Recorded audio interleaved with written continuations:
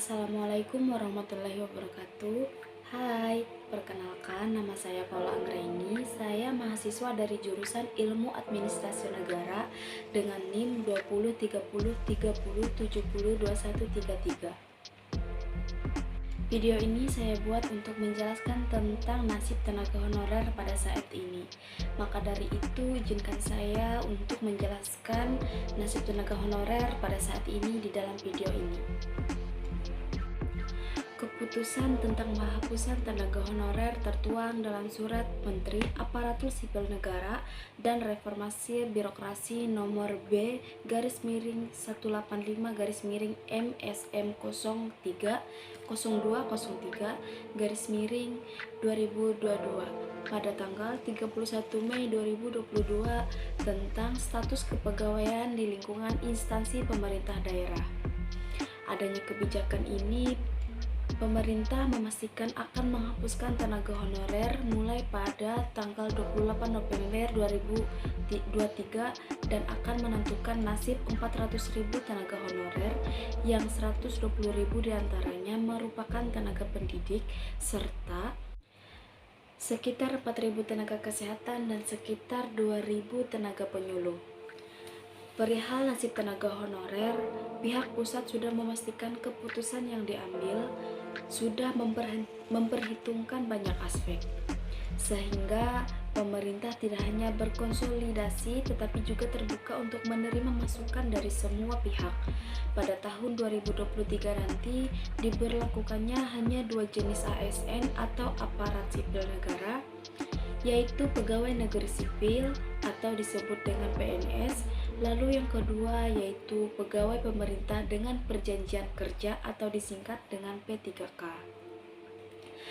Menurut Kasmir, menyatakan bahwa sumber daya manusia adalah proses pengelolaan manusia melalui perencanaan, rekrutmen, seleksi, pelatihan, pengembangan, pemberian kompensasi, karir, keselamatan dan kesehatan, serta menjaga hubungan industrial sampai pemutusan tenaga kerja guna mencapai tujuan perusahaan dan peningkatan kesejahteraan stakeholder.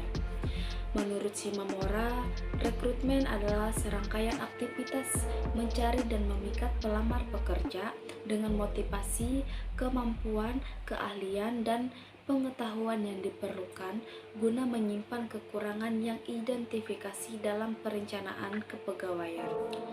Penghapusan tenaga honorer sendiri mendapatkan banyak sekali kontra di masyarakat, di mana dalam permasalahannya sangat merugikan bagi pegawai tenaga honorer yang mana dalam kebijakannya tidak melihat atau memandang dari sisi pegawai honorer yang sudah lama bekerja dan pegawai honorer tidak tetap dan yang belum diangkat oleh kepala dinas, sehingga para pegawai honorer banyak menuntut kesejahteraan dan jaminan penghidupan yang layak sebagai balas jasa atau pengabdian mereka pada instansi pendidikan jika kebijakan penghapusan tenaga honorer ini diberlakukan.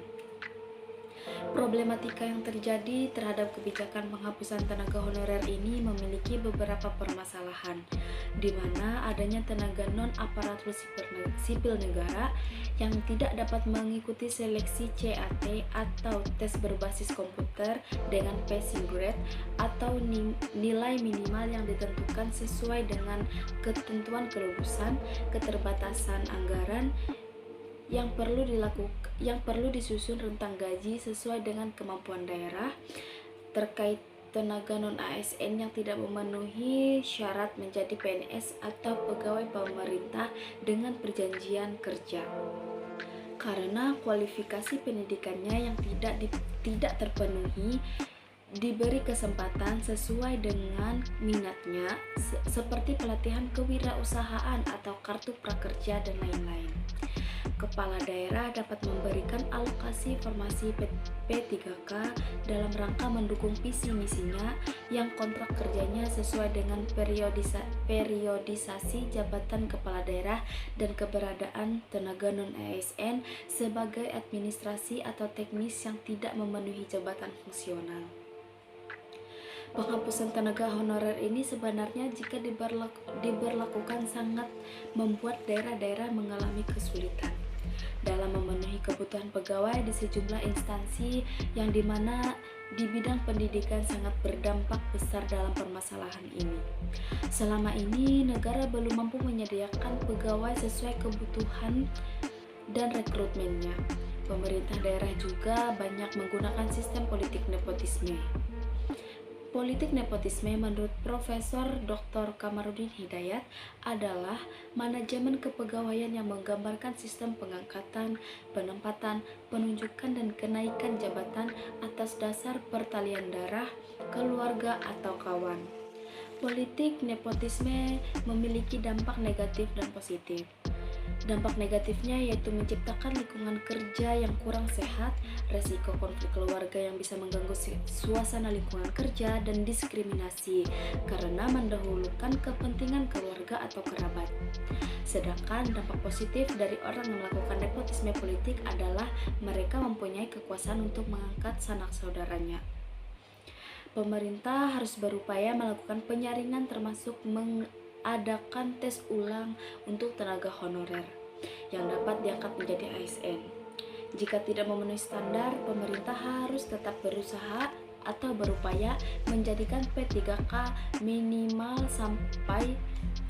jangan sampai karena faktor usia mereka tidak bisa menjadi ASN kemudian terlantar begitu saja. Jadi kesimpulan yang dapat kita tarik adalah kebijakan pemerintah untuk menghentikan tenaga honorer menimbulkan anggapan yang kontra baik dari segi pemerintah maupun dari masyarakat. Dengan demikian, kebijakan yang diwacanakan oleh pemerintah diharapkan mempunyai kejelasan sehingga tidak menimbulkan permasalahan, khususnya bagi para honorer yang merasakan kekhawatiran mengenai prospek kerja ke depannya. Untuk selanjutnya, diperlukan adanya transparansi mengenai jumlah pegawai ASN maupun kuota yang tersedia bagi calon ASN maupun P3K pada masing-masing daerah, sehingga bisa tercukupi dan merata secara keseluruhan, tidak tumpang tindih, terutama dalam memberikan hak-hak keuangannya. Sekian penjelasan saya tentang nasib tenaga honorer pada saat ini. Jika ada salah kata atau pengucapan, saya mohon maaf. Wabillahi taufik wal hidayah. Wassalamualaikum warahmatullahi wabarakatuh. See you.